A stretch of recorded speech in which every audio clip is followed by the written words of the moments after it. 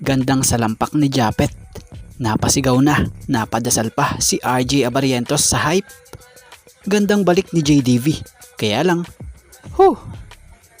mahamaw naman ang nilaro dito ni Cliff Hodge para sa Bolts. So tapat ang Barangay Ginebra versus Meralco sa Game 1 ng quarterfinals sa 49th season ng Governors Cup.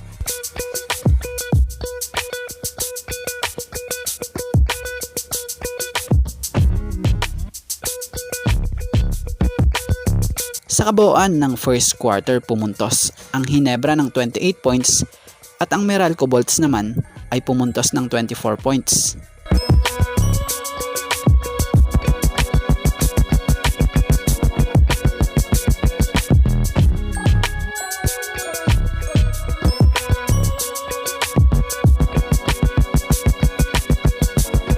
Sa kabuuan ng second quarter, pumuntos ang Ginebra ng 25 points at ang Meralco Bolts naman ay 19 points.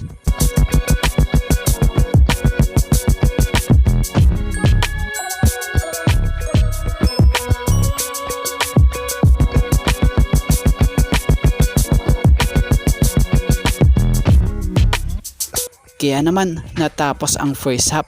Tanga ng Barangay Ginebra San Miguel ang 10 puntos na kalamangan na kung sa ay kasalukuyang pinangungunahan ni Scotty ang scoring and Justin Brownlee na may tig 15 points na dito para sa Barangay Ginebra.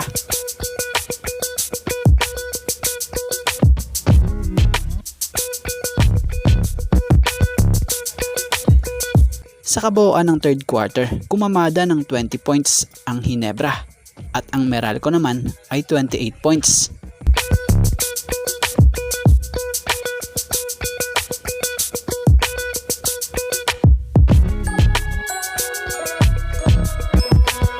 Sa kabuuan ng fourth quarter, kumamada ng 26 points ang Ginebra at ang Meralco naman ay 21 points.